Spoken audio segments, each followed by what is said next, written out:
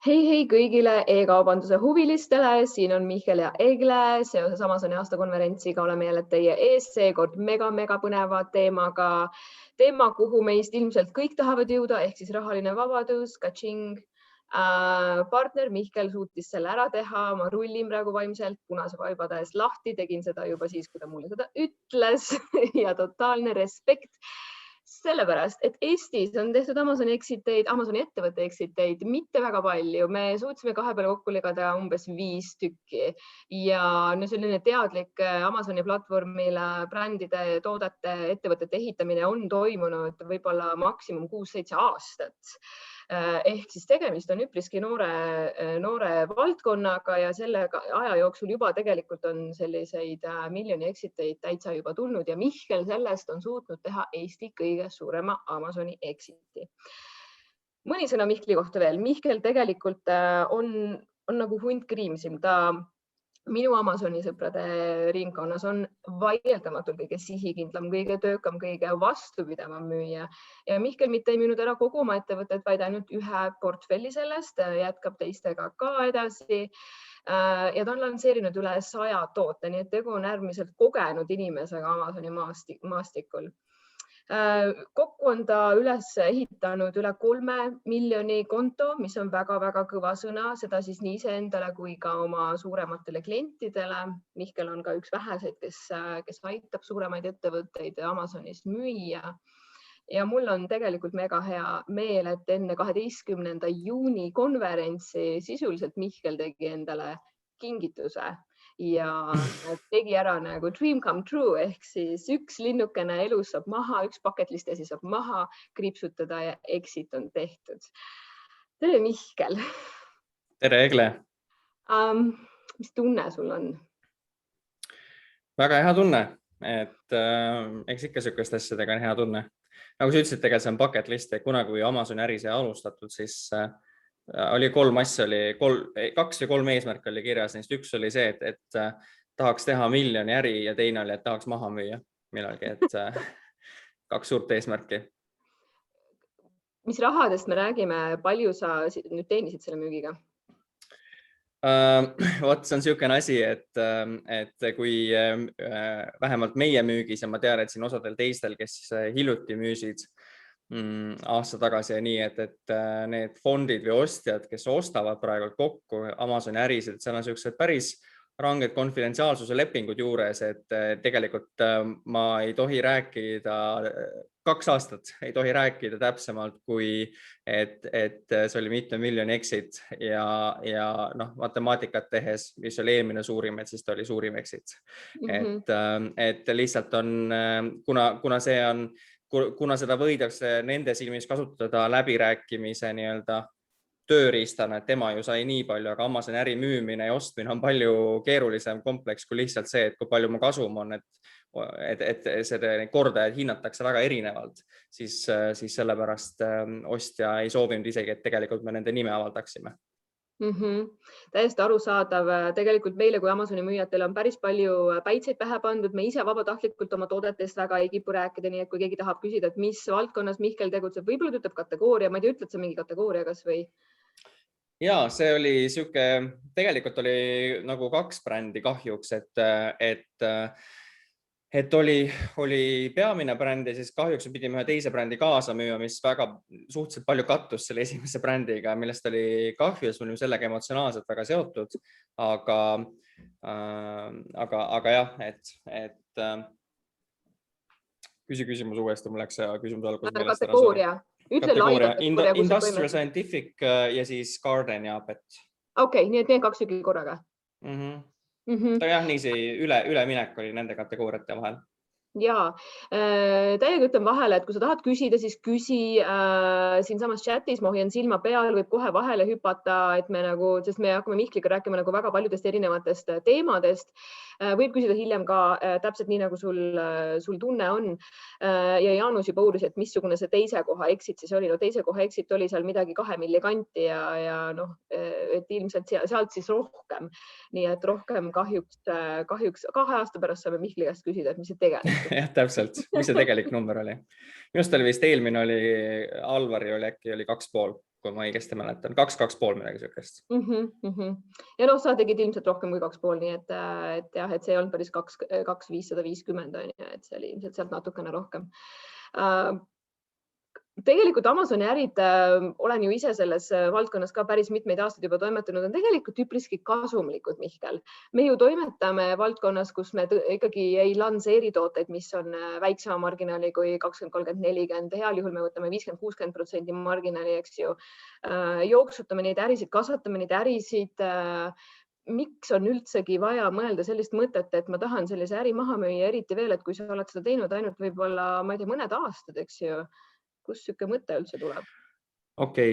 No selles mõttes, et mu kogemus on nagu natukene on Amazoni äri võib-olla kasumlik äri olla, et meie küll 50-60% kunagi ei ole saavutanud, meil olid rohkem seal ikka 20 ja 30 vahel, aga ta võib väga kasulik olla, aga väga tihti, mis juhtub, on see, et nagu iga asi elus, et sa kas kasvad või sa vaikselt stagneerud ja kärbud ja see tähendab seda, et kasvada pidevalt, sa pead pidevalt juurde investeerima uutesse toodetesse, turundusse, selleks, et Amazoni esilehe tippu jälle saada, uusi meetodeid välja töötama ja nii edasi. Ja see on tegelikult päris kulukas, et võib ju olla, et sa vaatad ettevõtte bilansi pealt, vaatad, et väga kenad numbrid ja näed, vaata kui hea aasta me tegime, aga tegelikult see, mis sellest pagankontost taskusse jõuab, need ei ole üldsegi nii suured numbrid, et need on pigem sellised nagu tavalised või kohad isegi tagasihoidlikud. Et minu silmis Amazoni äri ongi exiti äri, nüüd kui ma rohkem hakkan mõtlema, sest et peamise, kui sa tahad raha teenida Amazoni äriga, või see on sinu tugev motivatsioon vähemalt seda teha, siis exit on see, kus kohas sa selle välja cash'id. Et sa võtad sealt mitme aasta nii-öelda paberi peal kasumi pluss inventory pluss võib-olla mingid boonused juurde. No inventory müük tavaliselt exiti müügihinna juurde ei käi, et selle sa müüd nagu veel peale kauba, et kas sa seda suurusjärku saad nimetada, et kui me räägime, et Amazon on nagu cash intensive ehk siis sinna tuleb palju raha alla panna ja seal on inventory on kogu aeg ehk siis kaubaladu on üks suur, et mis väärtuses see ladu sul siis lõpuks alles jäi, mille sa üle andsid? Päris täpne number on veel tegelikult välja selgitamisel, et seda selgitab ost- ja raamatupidajad, et me tegelikult ei ole seda lõplikku summat veel kätte saanud, et me ootame selle järgi, aga see jäi sinna vahemikku 5-600 000 vahele. Ja 500 000 istub sul nagu kogu aeg kuskil laos või laevas või Amazonis kinni, eks ju, ja see raha tuleb kuidagi siis tekitada hea marginaali ja hea turundusega. Mis sa nende miljonitega nüüd peale hakkad? Okei. Mis see peale hakkame? No selles mõttes, et siin on paar asja, et esiteks tegelikult üks peamise põhjus, need põhjused, miks me müüsime, oli mitu, aga lihtsalt asjade kokkusattumisel me tegelikult tahtsime müüa aasta pärast ja nüüd, kui tuli hea pakkumine pluss soovid järgmise taseme mängu mängida olid suured, et siis see tundus loogiline hetk praegult müümiseks, et saada realiseerida järgmisi plaane. Ehk siis tegelikult see exit ei ole nagu endpunkt, et nüüd on kõik, raha on pangas, mitte midagi enam elu lõpuni ei tee, vaid pigem see on lihtsalt üks peatükk suuremas raamatus ja see järgmine peatükk ongi see, et meil on plaanis ikkagi Amazoni edasi teha, uusi brände lansseerida ja teha neid 4, 5, 6, 7 tükki sest nüüd on selleks, et Amazoni brändi edukat lansseerida, sul on vaja teadmisi, sul on vaja meeskonda ja sul on vaja kapitali. Et kõigi nende 3 olemasolu puhul ma arvan, et saab teha päris ägedaid asju. Me tahaksimegi just hakata siukse brände pigem ehitama, mis on mõttega, mis on siukse nagu hingestatud, et isegi, et kui ta nagu võib-olla ise, kui seda ei saa võib-olla müüa, siis võib-olla saab mingi osa müügist pidevalt hea tegevusse näiteks anda või midagi sellist, et mingisuguse siukse eesmärgi, sügavama eesmärgi sinna ettevõtte taha välja mõelda ja nii, et seda oleks ka fun teha ja äge teha. Rääkides sellest, siis tegelikult uute brändide lansseerimiseks on alati abikäsi vaja, nii et me tegelikult praegu otsime endale abilisi juurde, et kui oled Amazoni huviline, siis me otsime 2-3 uut inimest juurde, brände manageerima ja makstud reklaame tegema ja ühte turundusassistenti ka, nii et kui see tundub, et see võiks olla põnev teema, kus tahaks edasi teha, siis kirjuta mulle kas siis Facebookis või mihkel@digitalmerchant.ee, et väga hea küsimus, sain sellise asja välja öelda. Ja, väike plugin nagu tiimi kasvatamise koha pealt. Aga lisada veel juurde, mis nüüd saab, et võib-olla on pigem see, et nüüd saab võib-olla natuke rahulikumalt mingeid asju teha, et ei ole nagu kukla kohal kirvest, et Amazoni ärimudel on üsna niisugune õrn ärimudel ja tegelikult on see oht alati, et Jeff annab ja Jeff võtab, ehk siis väga atraktiivne ja hästi tulnud asi, aga alati on see hirm ka ja tegelikult üks asi, mis näitab seda hirmu on see, kui sa iga hommik ärkad üles ja esimese asjana vaatad Amazoni äppi, et palju müüki on täna öösel olnud ja kas kõik müügid on ikkagi alles, et ei ole midagi juhtunud, et ma arvan, et see on niisugune hea meelerahu, mis sellest tekib. No meil on kindlasti selliseid vaatajaid-kuulajaid täna ka, kes on päris alguses oma portfelli ülesehitamisel, et kui sina hakkad tegema nüüd uusi portfelle, mis on need mõned asjad, mida sa kindlasti täna teed teistmoodi, ehitades, turundades, arendades tooteid ikkagi ju valdavalt Amazoni globaalsele tarbijaskonnale, mitte Shopify valdavalt, mitte eBay, nii et fookuses on jätkuvalt Amazon. Mida sa teed teistmoodi nüüd, kui uued portfellid tulevad välja? No ma arvan, et peamine teistmoodi tegemine on see, et esimesest päevast saati hakata ehitama uueks exitiks valmis või uueks. Mida see tähendab? No selles mõttes, et Amazoni äri, nagu me rääkisime, on ju tegelikult väga suuresti exiti ettevõtlus, et see peamised tasud tulevad siis, kui sa selle ettevõtte maha müüd ja see on niisugune, see Amazoni äri elutsükkel kipub olema paljudel müüjatel 3–5 aastat. Ehk siis see, kuidas sa seda üles ehitad, sellest sõltub väga palju, mis on siis lõpu see summa, sest seda kordajat või seda summat arvutatakse väga erinevate asjade pealt. Selle ettevõtte suurus, ehk siis käive, kasumimarginaalid, kui tugev on see tooteportfell, et kui palju on review'sid, kui head on tootelehed näiteks on ja bränd, et kas seal on võimalik mingit brändi ehitada ümber, et näiteks kui ostja tuleb, et saaks minna Walmart ja mujal edasi on ja. Et esimesest päevast hakata õigesti seda ehitama üles, et niisugune fookus selle peale hästi tugevalt ja kindlasti seda meeskonnaga tehes, et pigem mitte, et kui ma alustaksin täiesti nullist, siis ma kindlasti ei teeks seda üksinda, sest üksinda on see kohati väga üksik teekond. Et see on kindlasti teistmoodi ja kolmas just niisuguseid minibrände hästi konkreetsele ostjaskonnale suunatud brände, mitte niimoodi, et padi siit, mingi hantel või jõusaali asi sealt ja siis haamer kolmandas kohas kokku, vaid pigem väga sihitult mingisuguse kindel ostjale suunatud brändid. Okei, sa räägid ja nüüd niimoodi, et põhimõtteliselt hakkad ikkagi tegema nagu ühe toote ümber sellist nagu portfelli on ja, aga võib-olla sa räägid mingi, ma ei tea, 5 lausega, et kuidas su enda teekond välja nägi, et ma ei usu seda, et sa nagu hakkasid peale ja siis leidsid selle ühe toote, mille ümber hakkas tekkima nagu perfektne portfell on ja, et see näeb, see on nagu liiga nagu lihtne on ja, et kui see oleks nii lihtne, siis kõik ju teeks seda, et missugune sinu teekond oli ja kuidas sa jõudsid selle võitja portfellini välja? No eks see 5 aasta teekond oligi, et esimene toode tegelikult sai valitud ainult selle järgi, et mis numbrid näitasid, mida on kasulik teha. Et siis valikus seis 2-3 toodet, see esimene toode oli niisugune asi nagu pH meeter, niisugune asi vee siis pH mõõtmiseks, mida on siis näiteks kalade akvaariumid omades hea teha, kus sa kasvatad kanepit või taimi üldse nagu kodus on ja et kõik aianduse ja sellised asjad ja selle jaoks on ja basseinid ja nii edasi, selle jaoks on kasulik asi. Ja siis numbrid näitasid, et hakka seda tegema. Siis mõtlesin, okei, ma ei tea sellest nišist mitte midagi, aga no okei, hakkame pihta ja teeme. Et siis sellega tegelikult läks väga hästi ja läks käima ja siis sellest hakkasid mingid uued tooteideed tegema, et seda ja sellega nagu väga sarnased tooted me juba ammu ei müü, et need tooted on nagu läbi. Aga sellest kasvas nagu ühel hetkel välja selline laiem brändi ideestik, et kuhu saab minna, et kes need võiksid, mis probleemi saab lahendada. Ja siis hakkasid ükshaaval tooted juurde panema, et Amazoni äri kasvab kõige enam selle pealt, kui kasvab käive on ja, et siis käibe kasv tuleb kas 3 asjast, et kas rohkem tooteid, olemasolevaid tooteid paremini müüa on ja, või siis uutele turgudele minna. ja meie strateegia oli see, et me vaatasime, et ehitame niisuguse hästi kena portfelli ülesse.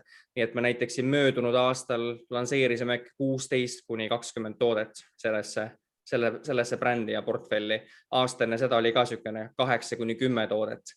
Et me proovisime hästi tugevalt saada paika selle, et iga kvartal oleksid mõned toote lansseerimised, sest kui sa iga kvartal lansseerid, siis võib mõni asi tuksi minna, mõned asjad ära kukkuda, aga sul järjepidevalt kogu aeg tuleb juurde seda uut head, mis siis on võimeline näiteks 10, 20, 50 või 100 000 kuus käivet tegema. Aga mitu toodet sul portfellis oli, kui sa nüüd maha müüsid?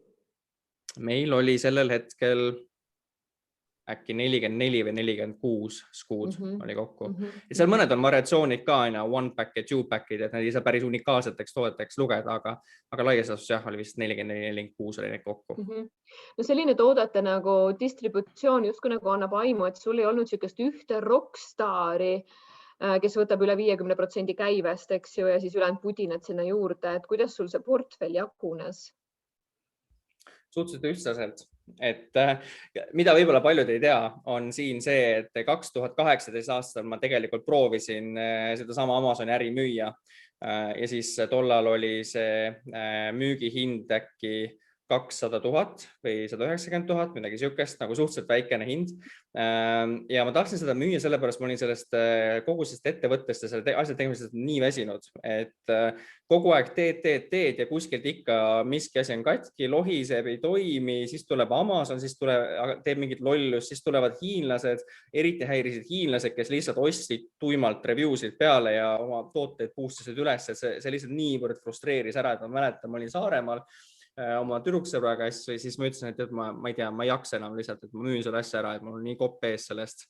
Ja siis see tehing kukkus läbi, sest et täpselt oligi niimoodi, et oli üks toode, mis tõi põhikäibe sisse, mingi 40 või 50% käibest oli ühe toote küljes ja see üks toode siis äkki oli päev või 2 enne allkirjastamist sai siis ühe halva review, mis viis tema review skoori 4,3 pealt 4,2 peale. Mis juhtus oli see, et üleöö terve konto müük kukkus 30%. Kui ma seda üritasin ostjale ära selgitada, nad olid kinnisvarasektorist tulnud, nad ei teadnud online maailmast äridest mitte midagi, siis nad vaatasid, et no see on ikka niisugune asi, et see on ikka ohtlik äri ja ei taha teha, et niisugust nagu põrsast kotis või nagu tundmatut asja osta päris ei taha. Ja siis see diil ei katki ja see oli väga-väga valus ja raske, aga üks otsuseid, mis sellest sündis, oli see, et ma tahaksin endiselt müüa mingi hetk seda äri või seda äri suunda maha, aga kindlasti me peame tegema palju erinevaid tooteid, mis enam-vähem võrdselt ära jaotuvad, nii et kui sul üks toode kuskilt ära kaob, siis sellisel juhul see ei kaota oma tervet kontot, see ei kaota, üks toode läheb kinni, kas siis hiinlaste pärast või siis Amazoni enda pärast või toote enda pärast kukub ära, siis sa vähemalt ei jää ilma oma kogu tehtud tööst, mida sa seni teinud oled üleöö, mida on ka siin osadel müüjatel juhtunud. Ja ma arvan, et niimoodi oligi, et lõpuks 15 toodet tegi 15–20 toodet tegi põhikäibe, suhteliselt võrdselt olid nad jaotunud enam-vähem, mõned ikka rohkem kui teised ja teised olid siis nagu täiendavad tooted, mis siis nagu tõid lisa juurde. Et ikkagi suhteliselt ühtlaselt, et kui miski oleks ära kukkunud, siis sellest ei oleks nagu nii hullu olnud. Räägi natukene, sul nagu esimene selline proov läks nagu aia taha ja see on hästi frustreeruv ja muserdav, eks ju, 2018, praegu 2021. Millal sa hakkasid jälle mõtlema selle peale, et ma ei tea, on juba aeg, eks ju, hakkame uuesti peale? Et millal on aeg, et hakata müüma või mis asja? Ja, et millal sa jälle mõtlesid, et nagu ma vist olen küps, et võiks uuesti proovida, et esimene kord sain kõrvetada, aga ma nüüd lähen ja riskin uuesti oma müügisooviga. Ja no esimene soov oli 6 kuud peale seda esimest müügikatset, et see kibestumus oli endiselt suur, aga õnneks umbes sellel ajal meil hakkas tegelikult ka tiim kasvama, et tuli esimene selline tugeva meeskonnaliige pardale ja siis see koormus läks lihtsamaks ja see töö muutus lõbusamaks, sellest ka soovitus, et kui hakkad nullist tegema ja siis üksil on seda asja tänapäeval, minu arust on seda päris raske teha, et kui sa mõtled ka Eestis suuremate Amazoni müüjate peale, siis enamjaolt 80-90% on ikkagi duod või mõnel juhul triod, et üksik üritajaid suuri kontosid on suhteliselt vähe. Ja eks ta ongi, et kaks pead on kaks pead ja üksteisega nagu jagada mingit emotsiooni või koos teha või ülesandeid jagada. Kui keegi teine on ka vähemalt väga motiveeritud, siis see läheb nagu palju-palju lihtsamalt. Et siis see kadus nagu ära peale seda, kui see 6 kuud oli umbes täis, et siis tekkis täitsa mõte, kuule, et selle võiks kasutada suureks, siin võiks nagu täiega teha. Okei. Ja kui sul tekkis nagu mõte on, et okei, ma nüüd lähen siis turule, et kui palju sul aega võttis, et sa said aru, et okei, ma vist olen leidnud oma ostja. Ja hakkas tekkima siuke hea magustunne, et okei, see vist asi nüüd ikkagi saab teoks, on ju. Et millal mul tekkis tunne, et ma vist olen leidnud ostja? Jaa. Okei, no see oli nüüd alles hiljuti, on ju, et see protsess hakkas sinna jõulus pihta, et see ostja protsess, ma vaatasin, küsiti ka varasemalt, et kus see ostja leiti, kas varasemalt tuli ka pakkumisi, siis jah, et sealt tuli pakkumisi tegelikult varasemalt ka, et praegult kellel vähegi Amazoni tooted hästi müüvad, saavad ilmselt nagu iga kuu või iga kvartal mõne pakkumise mõnel suuremal selliselt ettevõttelt, aga esimene ostja, me tahtsime kõrgemat hinda, kui nad olid nõus maksma. Me tegelikult ei olnud ju valmis müüma, aga siis nad soovitasid edasi ühe teise ostja juurde, kes siis ütles, et if it's as good as you say it is, we'll make it work. Ja siis läks see asi teoks. Nii et jõuludest kuni siiamaani, et sisuliselt ikkagi nagu sa oled elanud põhimõtteliselt 4-5 kuud selle teadmisega, et ikkagi mul läheb nagu diiliks ära. Kas oli nagu siuke võbelus ka eelmisest kogemusest hinges, et kui midagi aia taha lendab, et kuidas sa selle vaimse survega toime tuled? Jaa, kindlasti. Ega meie numbrid kohati ei näinud ka ju kõige paremad välja, sest meil oli COVID, hakkas eelmise aasta märtsis ja see COVID lõi oma põntsu sellele ettevõttele. Aga muud asjad nagu aitasid seda müüginumbrit suhteliselt kõrgel hoida. Et oli küll, natukene oli. Tegelikult see algselt oli pigem lihtsalt niisama flirt, et mõte, et vaatame, mis meie äri väärt on. Aga siis, kui tuli see päris pakkumine lõpuks, mis oli see korralik pakkumine, siis umbes samal ajal hakkas meil kujunema välja see plaan, et okei, et hakkame ehitama mitmeid brände korraga. Aga kui lihtsalt paberil otsa vaatad, et lanseerida suurelt ühte korralikku brände, siis sa näed, et sul on vaja sellist 150 kuni 250 000 eurot esimese aasta jooksul, et lihtsalt lanseerida seda brändi turule tuua ja ma ei tea, kuidas sulle, aga minul sellist raha nagu kohe niisama võtta kuskilt ei olnud. No sinul läks tegelikult suhteliselt ju kiiresti, et sisuliselt poole aastaga jõudsid exitini välja, et tegelikult see võib võtta ju kuni 12 kuud aega, et miks see nii kaua aega võtab tavaliselt? Due diligence, et seal on mitu asja, seal on mitu etappi, et algselt on see, et kas sul on klapp selle ostjaga, et kas sul on see õige ostja, kes on nõus maksma seda, mida sina soovid ja mida sina arvad, et su ettevõtte väärt on. Ja see maailm on ka päris karm, sellepärast, et mõnikord me oleme emotsionaalselt nagu armunud oma brändi, oma toodetesse, vaatame, et see on väga palju väärt, aga investor vaatab ainult numbreid ja siis ongi see, et valus ja raske on ja. Aga siis võib-olla mõnele teisele natuke meeldib rohkem mingi idee sellest, et okei, et see on hea bränd, et on hästi kaitstud tegelikult konkurentide eest, et see on nagu väga mõttega välja töötatud ja nii edasi. Et siis sa leiad selle üles ja selle peale läheb juba aega. Siis on due diligence'i periood. Sul pööratakse, võetakse iga viimne kui rida raamatupidamisest lahti ja kontrollitakse ära kõik kulud, jaotatakse need ära, et saada siuke lõplik aus number, et mis see äri siis tegelikult väärt on. See võtab kaua aega, siis tehakse igasuguseid kasvuprognoose, tehakse, et see on nagu niisugune päris suur jupp, mis võtab palju aega, et kõik liigal ja muud asjad läbi käia. Et ma arvan, et see protsess, kui me otsustasime, et okei, müüme kuni exitini oli kuskil 2 kuud, oli peaaegu iga õhtu ja iga nädalavahetus oli paberitööd lihtsalt. Et istusid pühapäeviti 12-st 5 või 6-ni ja lihtsalt ajasid numbrid kokku ja tegid raamatupidamist, proovisid nagu numbrid näidata oma soo kasuks siis nagu rohkem. No ja üks faktor kindlasti on ka see, et ostja väga sageli tahab näha ju 12 kuu kasvavat käivet ja kasvavat kasumlikkust, eks ju, et siin on ka see, et kui sa just alustad ja oled 7. kuul oled juba jõudnud kuskile, et siis sul lihtsalt ei ole niisugust track record'it näidata, et noh, sinu ettevõte tegelikult oli väga nagu magus, et ta on sul olnud juba 4-5 aastat nagu käes ja ta on juba mingisugused kriisid üle elanud, ta on tõestanud ennast, et ostjale tegelikult see meeldib, et mis sa nagu märkasid nendes läbirääkimistes, mis veel ostjatele meeldib? Kõige rohkem meeldib neile kasum, et see on nagu, sellest ei saa üle ega ümber. Ostja number 1 eesmärk on teenida oma raha tagasi võimalikult kiiresti, nii nagu iga muu investeeringugagi. Sellepärast ei maksa ka arvata, kuigi natuke seda juba tehakse, aga ei maksa arvata, et ostetakse igasugust jama kokku lihtsalt selle mõttega, et meil on hullult palju pappi ja paneme seda kuhugi ja me ei tea, mida me teeme. Et tegelikult vaadatakse numbrid, vaadatakse päris rangelt ja igat asja seatakse kahtluse alla. Seda ei tunne sind algselt on ja, et see on üks, siis vaadatakse, kui suur siis see ettevõtte käive tegelikult on, ongi ettevõtte käive suurus, marginaal, kui kiiresti ta kasvab, et mida suuremas kasvus sa oled, et see on niisugune ütlus on ka, üks Amazoni müüja Kevin King ütles, et sa tahad müüa sellel hetkel, kui tundub, et ei ole hea müüa, et on nii magus. Et kui on kasvu, ilusas kasvus, et siis on parim hetk müüa, sest siis saab kõige suuremat kordajat. Kordaja on siis... Ja, räägi lõpuni.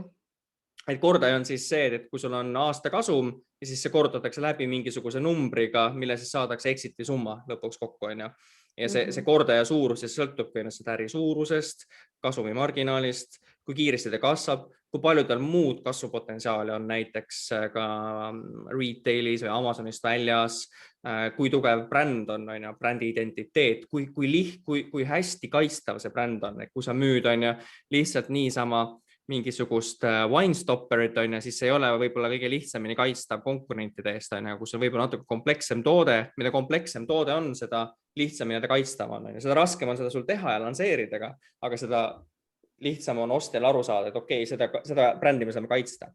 No sa rääkisid siin nagu kordajast, et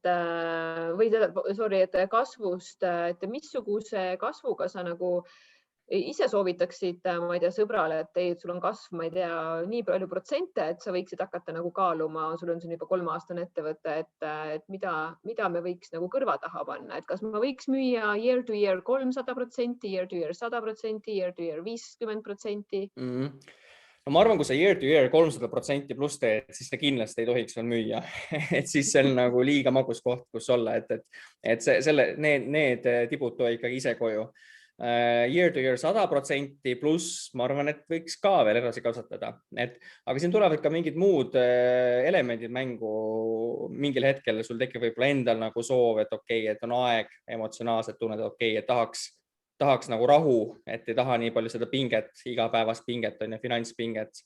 Mingid soovid võib-olla, et natuke tahaks vähem tööd teha, et ei jaksa hommikust õhtuni nii kõvasti võib-olla vaeva näha, et hakkavad need ka rolli mängima.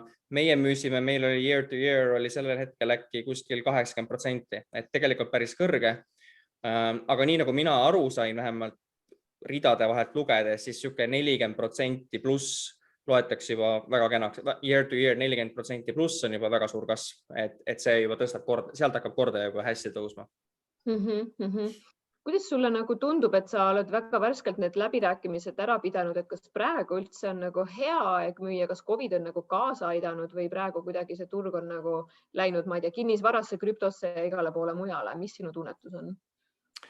Kuule, selles mõttes, et täielik mull on, et kui sa vaatad seda, et ma just sain rääkida ühe tuttavaga, kes on ka Amazoni äride broker, kes mul proovis müüa seda eelmist äri 2018 aastal, kusjuures tema on ka eestlane ja siis me suhtlesin temaga, et tema seda äridiili ei müünud ja ei teinud, aga siis me rääkisime, et mis tema arvamus on ja tegelikult on turule voolanud $3 miljardit eesmärgi osta kokku Amazoni ettevõtteid. See tuli sellest eesjooksjast Rasiost, kes siis sai kõige kiiremini unicorn staatusesse saanud ettevõtteks USA-s vähem kui aastaga või aastaga umbes ja siis see lõi hamba verele väga paljudel teistel investoritel ka, kes siis tulid kõik nüüd kokku ja konkureerivad nende Amazoni äride pärast.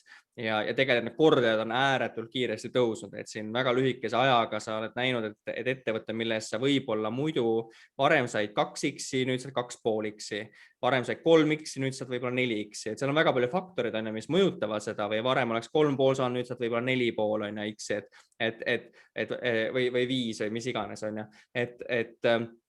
et need on üles läinud väga kiiresti, et see on küll nagu tõsi, et igal juhul on hea aeg müüa, aga ma arvan, et veel magusam aeg müüa tuleb siuke 2 või 3 aasta pärast, et 1-2-3 aasta pärast, et ega need ostjad kuhugi ära ei kao ja häid ettevõtteid tahetakse alati osta, ma arvan, Amazoni ärisid. No kui ma teen hästi kiiresti matemaatika läbi, oletame, et mul on ettevõte, mis teeb võib-olla $500,000 aastas netokasumit, see on siis see, kus kõik on ära makstud, eks ju. Ja kordaja on 3, et siis ma võiksin kaaluda mingit 1,5 miljonilist exitit. Ja. Et see matemaatika peab täna paika ja sa räägid, sinu lootuse-noot on nagu selles, et kui mu ettevõte jääb enam-vähem samasse, aga ma teen selle exiti järgmisel aastal, et siis ma lihtsalt võin selle 1,5 asemel saada 2 või 2,5. Täpselt. Ja siin tulevadki filosoofilised küsimused mängu, et meil oli samamoodi tegelikult päris selline pikk arutelu sellel teemal, et aasta hiljem müües on ja sa võiksid saada võib-olla 1 miljon või 1,5 miljonit veel rohkem. Aga siis hakkad mõtlemagi, et okei, et aga kas see on nagu oluline, et võib-olla sind erutab mingi teistsuguse brändi tegemine, võib-olla sind erutab mingi teistsugune visioon, võib-olla sul on mingid asjad unarusse jäänud, mida sa tahaksid nagu ära teha, et sa hakkad nagu natuke teistmoodi seda võib-olla vaatama, et miks sa nagu müüd, et see ongi see, et raha ei ole nagu kõik. Et selles äris samamoodi tore on teenida, on ju hästi, kui sa seda exitit teed, aga sa hakkad ikkagi ka neid muid väärtuseid aina rohkem vaatama, selle tähelepanu pöörama ja siis ma arvan, et see kuidagi otsus niimoodi sealt sünnibki. Ma väikselt korraks toon tähelepanu sinna, et 12. juunil Mihkel on koos minuga laval Coca-Cola Plazas, meil on 400-istmeline ruum ja sinna me saame mahutada praeguste plaanide kohaselt pool ehk 200 ja olemas on viimased istmekohad saali. Nii et kes tahab praegusest seltskonnast meiega liituda ja kuulata ägedaid eestlaste kogemuslugusid, edulugusid ja ka võib-olla mõningaid siukseid ämbreid, mida me oleme kollektiivselt siin tekitanud endale, eks ju, kogemuses on hea ja halb, siis kindlasti tule osta see pilet täna ära, sellepärast et ilmselt järgmisel nädalal on saadaval ainult veebipiletid ja see tähendab seda, et kohvinurga siukest small talk'i sa meiega enam teha ei saa kahjuks, isegi kui me nii väga tahaksime, et viimased kohad saali on täna saadaval ja Mihkel võtab veel eriti põneva ettekande, no isegi mitte ettekande, vaid sellise diskussiooni enda kanda, tal on 3 Eesti tootjat, et kui sa oled tootja Eestis ja sa ei toimeta Hiina tehastega, siis Mihkel grillib neid 3 tootjat, kuidas nad on suutnud Eestis tootmisega, mis on kallim kui Hiinas, tekitada 6-kohalised käibed oma ettevõtte kontole, nii et hästi põnevad mõtted hakkavad lendama 12. juunil Coca-Cola Plazas ja ma palun, et Liina või Maarit panevad lingi ka kõigi osalejate chati ära. Mihkel, kui ma nüüd mõtlen selle peale, et tegelikult Amazonis ei ole ju, ütleme, ei ole hilja kunagi alustada ja ma hakkan täna tegelema sellega, et jah, ma soovin tooteid turule tuua globaalsele ostjaskonnale. Sina oled seda nüüd teinud ju 5 aastat, sa oled selles mõttes nagu juba veteran meie maastiku mõttes, et mis on need 3 tähelepanekut, mida sa uutele ettevõtjatele kindlasti südamele paneksid? Et nad jõuaksid ka 3 aastaga 3 miljonini näiteks, mis on täiesti realistlik soov. Okei, no jah, et kui sa tahad jõuda 3 aastaga, jah, et see on siuke, see tähendab seda, et siis võib alguses tuleb see eesmärk ja panus väga hästi paika saada, et paratamatult, kui sa tahad teha 7-kohalisi exiteid ja numbreid juba 3 aastaga, siis see tähendab väga-väga suurt tööd, et siin ei ole muud võimalust, sellisel juhul ei ole muud võimalust, seda tuleb täiskohaga teha, et siin ma ei näe, kuidas see muud moodi toimiks, et võib-olla kõige suurem viga, mis tehakse ka üleüldiselt Amazonis on see, et allahinnatakse natukene seda panust ja vajaminevat raha, et seda hästi teha, et üks teine müüja, kes müüs oma Amazoni äri, üks välismaalane, kellega me saime rääkida, nagu kogemuslugu kuulda, ütles väga hästi, et inglise keeles, et Amazon is very cash intensive. You can do Amazon well or you can do it cheap. Ja selles on väga palju tõde taga tegelikult, et kas sa keskendud nagu, kas sa pead igat ilmselt asja kogu aeg nagu mõõtma, optimeerima ja tegema, või saad nagu korralikult teha, et see on nagu üks ongi see, et sa ei alusta 1000 euroga, et seda on väga raske teha niimoodi. Aga teine on see panuse pool, et see ootuseks paigas, et siiski need on, et noh, meil ka, et tegelikult selle konkreetse brändi või nende 2 brändi taga oli meil 4 inimest, kes seda tegid, neid brände, et see ei olnud üksinda tehtud kaunikene. Mul on au seda kogemust jagada või hea meel seda kogemust jagada, aga tegelik tänu läheb siin inimeste, kes ka siin kõnes on täna, tegelikult Madis, Karoliine, Anu, James, et teie tegite selle asja nagu reaalsuseks, et kui sa igal juhul, kui siin mõni alustada, siis esimene asi on ootused peavad paigas olema, et on võimalik. Eestis on väga palju edukaid Amazoni müüjaid, per capita, ma arvan, maailma parim riik, aga nagu samamoodi, kui sa tahad kõhulihaseid, siis sa pead selle töö sisse panema. Siin ei ole nagu muud moodi, et pead hästi toituma, pead palju trenni tegema ja Amazon täpselt samamoodi, see on esimene. Nii et on ettevõtlus nagu iga teinegi, on ju? Jaa, absoluutselt, et selline asi nagu passiivne lihtsalt tiksub kuskil, et ma ei tea, mina ei ole seda näinud, tõenäoliselt kellelgi on ka, aga mina ei ole seda väga näinud, et suurte numbrite juures seda niimoodi teha saaks. Siis kui sa alustad kindlasti, nagu ma ütlesin alguses ka, et proovi seda mitmekesi teha, näiteks 2 kellegi, keda sa väga hästi usaldad ja keda sa tead, kes on ka ise kõva nagu see töökas ja leidlik ja siuke tubli inimene, et nendega koos. Ja kolmas on see, et tuleb pidevalt areneda ja õppida, et siin ongi see, et kui sa võtad alguses mingi koolituse, mille najal sa teed, siis ega selle pealt kaua ei sõida, et sa pead juba paari kuu pärast jälle teadmisi täiendama, pidevalt nagu arendama edasi. Et kui sa selles teemas oled nagu täiega sees, siis sul tekivad need suunad või ideed, kus kohast nagu päriselt sul võimalus tekib, olgu see siis mingi turundusnipp, tootearendusnipp, mingi kasutamata turunišk, kus sina näed ja teised ei näe võimalust, et need tekivad siis, kus sa pidevalt arengus oled ka.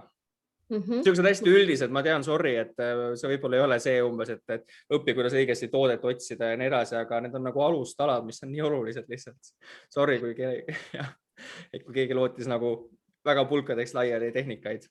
Aga kutsun üles, et kui keegi tahab veel täpsemalt midagi Mihkli loo või Mihkli kogemuse kohta teada saada, et trüki siia chati või tõsta käsi ja tee oma mikker lahti, et täiesti vabalt võib vahele küsida. Meil ei ole selle vastu mitte midagi. Meelis näiteks tahab detailsemalt teada saada, et kui sa näiteks ühe toote tood turule, et palju sa lansseerimise ehk siis turule toomise kuludeks tavaliselt oled arvestanud?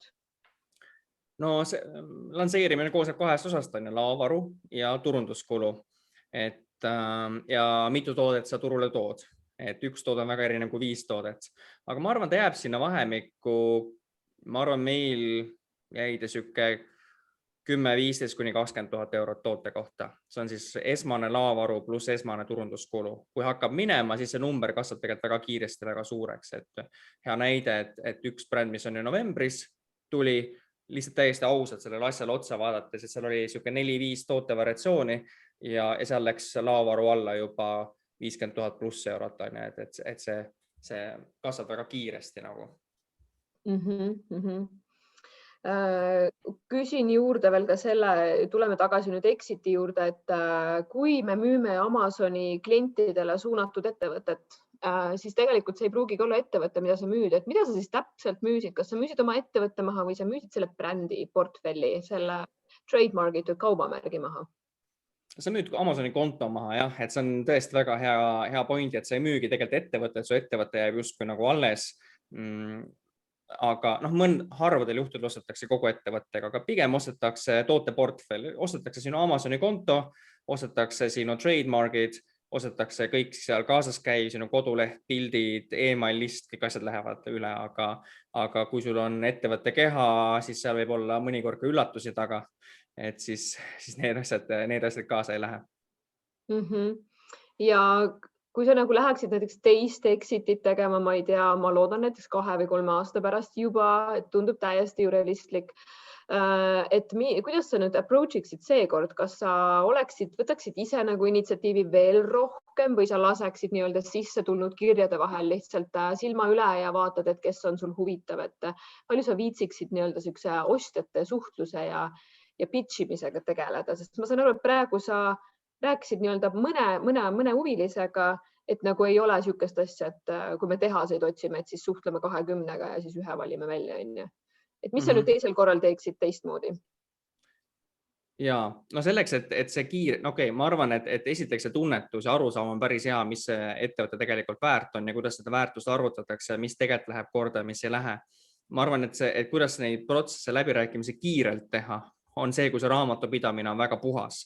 Ehk siis sul ei ole sinu diivanit, mis on kontoridiivan, aga tegelikult sinu elutoas, et sul ei ole siukseid kulusid liiga palju või koduinternetti ja muid asju, vaid on tehtud väga liiniks, et sul on ainult Amazoni äriga seotud kulud selle ettevõtte sees, siis läbirääkimine, due diligence, esmane due diligence käib väga ladusalt ja sa saad esimese hinnangu kätte, palju keegi on nõus selle ettevõttest pakkuma. Ma arvan, see on võib-olla nädala-kahega tehtav protsess ja siis saad hakata rääkima. Kindlasti, aga ma arvan, et seekord võib-olla oleks selles mõttes, ei ole seda pinget nii palju taga, et nüüd peab iga hind, mitte et peab müüma, vaid seda nagu soovi teatud koormusest lahti saada, et järgmist asja teha, siis kui sellist asja ei ole, siis sellisel juhul ma arvan, et sa saad ise minna, tuleb keegi pakkuma, siis sa võtad veel 3, 4, 5, 6, 7 ühendust ja leiad lahenduse. Kusjuures siuke mõte on, et kui sul on praegu Amazoni äri ja sa tahad selle Amazoni äri väärtust arvutada välja, siis üks väga hea tööriist, mis on kusjuures ühe eestlase ehitatud, on siuke asi nagu FBA Guys. Ma ei mäleta, kas ta on vfbaguys.com või fbaguys.com, aga see on niisugune ärikalkulaator, mis on ehitatud siis tegelikult selle sama eestlase poolt, kes siis esimest korda minu seda äri üritas müüa ja tema pani kokku data pealt, mida ta on läbi oma ta on ju sadu erinevaid Amazoni ärisid müünud oma karjääri jooksul ja selle andmestiku pealt on hästi siuke analüütiline inimene, pani kokku nagu kriteeriumid, need kordajad, kaalud, et mis siis määrab selle äri väärtuse. Sealt saab päris häid hinnanguid selle kohta, mis su äri võiks väärt olla, enne kui sa hakkad üldse midagi kuhugi pakkuma. Et päris siuke tugev tööriist on see, et see on andmepõhine. Nii et seekord sa võtaksid võib-olla vabamalt, võtaksid natuke rohkem aega endale, võib-olla teeksid natuke rohkem suhtluseid ja esimesest päevast saati vaatad, et sul mingisugune diivan kuskil ära ei eksi sinna, mida tegelikult nii-öelda ostja endale kaasa ei saa. Jah, no kui sa lähed Exitisse, siis 12 kuud ennem sa tahad kõik siuksed asjad ettevõtte seest välja võtta, et kuna meil oli see probleem, et meil oli ka veel osad, me teeme ka agentuuri ja teenust, ja meil olid veel osad palgad ja osad kulud ja mingisugused tulud olid veel agentuuri omad ka sees, siis see oli ikka väga pikk töö, et selles mõttes, et ostja kohe vaatas niimoodi, et siin on ikka palju materjali, millest läbi käia. Jaa. Kas sa kindlasti hoia puhtana. Et kuidas sa läheneksid selle koha pealt, et kas sul on brokerit ehk vahendajat vaja ja mida sina tegid? Ma arvan, et see on nii ja naa. Et tegelikult ma arvan, et broker ei ole halb mõte üldsegi. Et siin natuke sõltub nüüd, kui teadlik sa oled ja kui hästi sa tead, mida sa teed ja kui hästi sa läbi rääkida oskad, kui tugev sa arvad, et sa oled argumenteerimises ja nii edasi ja kui kannatlik sa suudad olla. Et mida need kõik fondid annavad sulle argumendiga, see, et ära jumala eest müü ühe brokeriga, siis nemad võtavad sealt juba sul 7-10% feed vahelt. Aga see tegelikult on ju okei, kui näiteks broker võtab sul a la stiilis 8%, aga exit on 30% suurem tänu temale. Et see on hästi oluline, et oskab võib-olla välja tuua mingeid nüansse, mida sa ise ei oskaks näha tegelikult. Et see selles mõttes, ma arvan, et see on igal ühel enda otsuse teha, et kuidas pidi seda võiks teha. Aga üldiselt ma arvan, mõlemad on head variandid. Kuidas sina toimetasid? Me müüsime ise, sest ma tegelikult olin selle exiti protsessi ühe korral nagu läbi teinud, küll failed tulemusena, aga need põhialused olid tegelikult väga-väga sarnased. Ja siis selle järgi, ma arvan, me oskasime rohkem vaadata, mida rõhuda, mida mitte nii palju ja mida küsida. ma arvan, et see on ka oluline, sest et tegelikult neid diile struktureeritakse niimoodi, et sa esimese hooga vaatad, et sa said nagu täieliku kuldmuna, aga pärast võib-olla hakkad süvenema ja vaatama, et oppadi, et võib-olla ei olegi nii kuldne see muna, et siin on mingid konksud küljes. Kas üks konks võib olla ka see, et väga sageli tegelikult me ei saa raha kätte. See raha jääb aastaks-kaheks veel nii-öelda ootele ja su portfell peab edasi kasvama ja siis alles saad mingi portsu kätte. Kuidas sul on? Ja, et täpselt see on näiteks üks asi, et meil isegi see oli üks põhjus, miks meil peaaegu see müük läbi kukkus, sellepärast et me samamoodi, et kui me oskasime paljusid asju näha, siis me esimese hooga nagu seda väga ei vaadanud, et see oleks nagu, meile meeldis see ettemakstav summa ja meile meeldis paberi peal väga hästi see järgi makstav summa, mis siis tuleb, mille mõte on siis see, et sa annaksid oma äri ära, mitte ei ootaks ühte aastat, earn out on selle nimi, et mingi aasta, 2 või 3 või mis iganes pikkuse peal sa lepid kokku, tuleb siis sulle selle veel nagu lisaraha järgi. Aga et seal on võimalik tegelikult väga nutikalt niimoodi numbreid üles panna, et sa tegelikult väga midagi ei saagi. Ja siis me siukse ühe koha nagu leidsime ja vaatasime, et kuule, et siin see nagu väga hästi ei toimi, et me peame selle asja kindlasti siin ümber rääkima. Et see on jah, tasub väga tähele panna, et võimalikult palju tasub ette kätte võtta. Sest tegelikult, kui sa selle äri üle annad, siis tegelikult sa ju ei tea, nad võivad öelda mida iganes, aga tegelikult sa ei tea, kui kompetentsed nad on. Tegelikult sa ei tea, kas nad panevad sinna nii palju raha sisse, kui nad lubasid panna. Sa loodad loomulikult, et nad teevad seda, neil peaks see huvi olema, aga see lõpuks ju tegelikult ei tea. Mis on võib-olla need mõned mingi 2-3 olulisemat asja, mida sa ostja firma puhul üldse soovitaksid vaadata? Et päris nagu naabrimehele ei müü, et see laseb põhja ja siis aasta-2 pärast sul pole seda earn-out'i ka kuskilt võtta. Et kuidas sa saad kindlustada omalt poolt, et sa ikkagi saad selle earn-out'i? See on hea küsimus. Ma arvan, et ma ei oska sellele niimoodi vastata, kuidas seda teha, sest ma ei ole rohkem kui ühte müünud ja seni ei ole kogemust veel sellega. Aga ma arvan, et üks võib-olla mõte selles suunas on see, et vaadata, kui suur tegija ja kui kaua nad turul on olnud, sest et kui nad on ikkagi tegutsenud, siis nad on midagi pidanud õigesti tegema. Et kui on niisugune väike, täiesti tundmatu, kunagi ei ole kuulnud, siis seal võib juhtuda, et võib-olla seda äri ei eksisteeri enam 3 aasta pärast isegi. Sellepärast, et investorite ootused ei saanud täidetud, mõned ärid kukkusid läbi, osteti võib-olla nagu mindi selle mulliga võib-olla liiga palju kaasa mingil hetkel, osteti halbu ärisid, numbrid läksid miinusesse ja siis tegelikult see on väga kahjulik sulle. Aga kuidas üldsegi toimub see, et ütleme nii, et kui sa oled 4-5 aastat oma ettevõtet ju toimetanud, et sa tead kõike nii läbi lõhki, et kas on selline stsenaarium ka täiesti realistlik, et sa jääd 6 kuuks nagu palgatööle uue omaniku kätte ja siis selle aja jooksul kannad oma know-how üle, teades ju seda, et tegelikult on tegu meeletult kiiresti kasvanud nii-öelda plahvatusega, kus meie ärisid megalt palju tahetakse.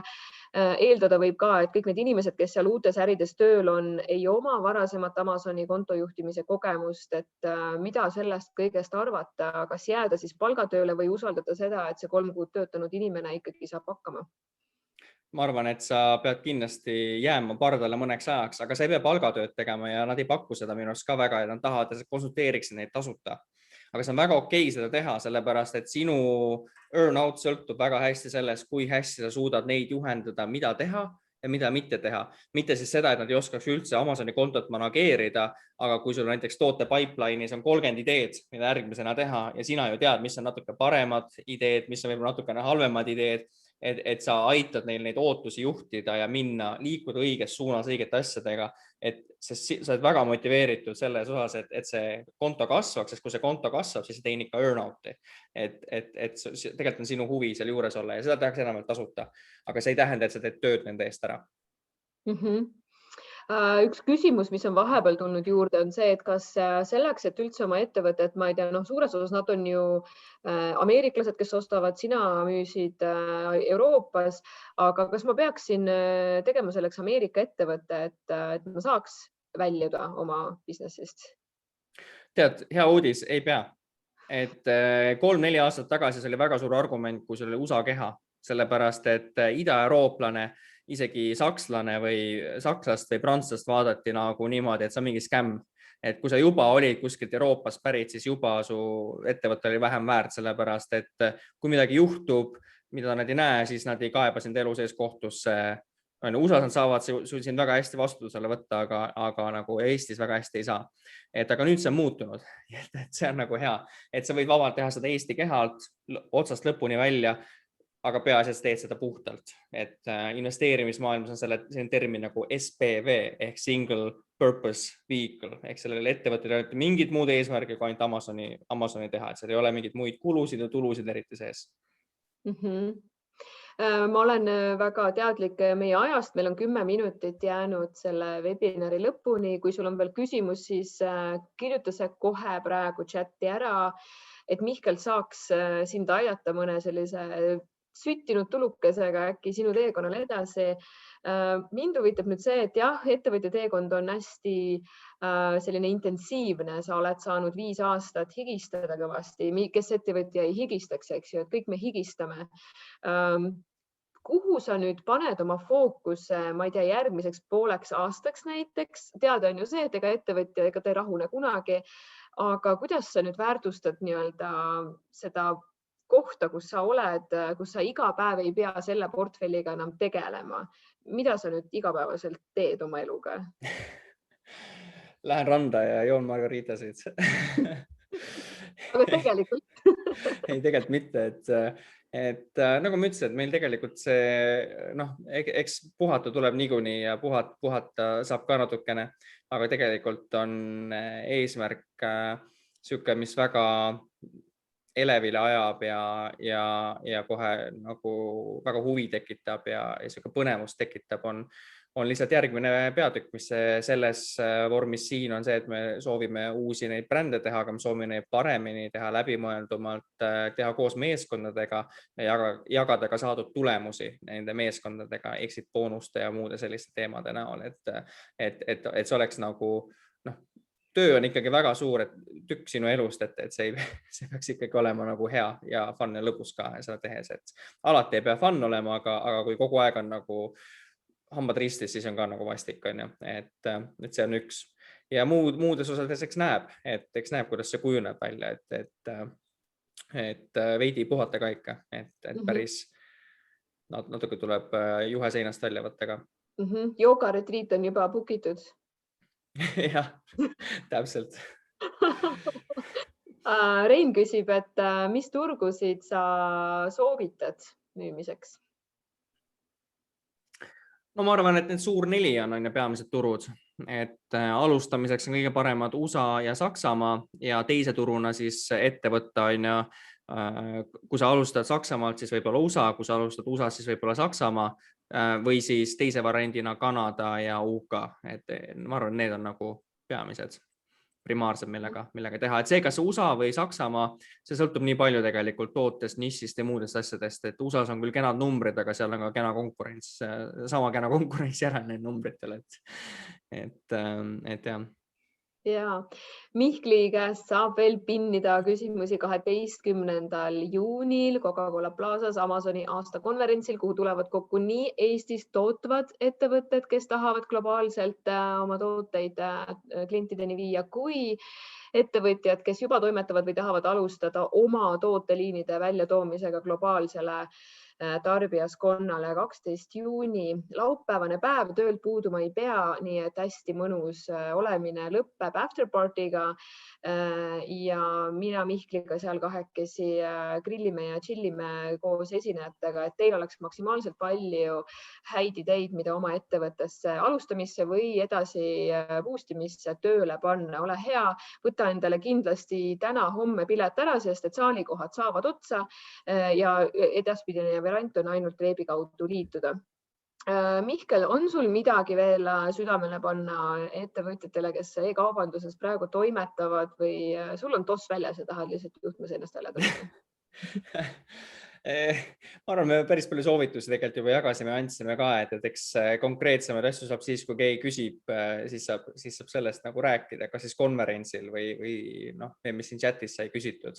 Aga peamine võib-olla mõte, mida ära võtta, ongi see, et ma arvan, et suuremad exitid veel Eestist on ees ja tulemas vaadates praegu seisu, et siin mõne aasta jooksul kindlasti, et kui vaadata Amazoni äri ja seda suunda ja kuidas see kasvab, siis järgmised 5 või 10 aastat on Amazoni nišis ikka väga hea olla. Et see Amazoni äri enda tegemine, software'id, teenused, et see ökosüsteem kasvab ja tuleb meile ka aina lähemale, nii et see on nagu hea nišk, kus olla ja seal on head preemiad, aga lihtsalt, et need preemiad nõuavad ka panust ja sisendit. Ja viimase sükse nagu random questionina sulle TikTok ja Amazon. Vot ei oska sellele vastata, et olen TikToki koera videosid vaadanud kunagi 1 tund või 2 tundi ja rohkem seda kasutanud ei ole, et meie seda ei kasuta igatahes Amazoni müügijaks. Ja Rein, tule konverentsile, suru Mihkel nurka ja vaata, kas ta siis 12. juunil teab TikToki ja Amazoni kohta natuke rohkem, kui täna teab. Selle noodiga me lõpetame, üle 200 inimese on juba olemas meil saalis ja veebis.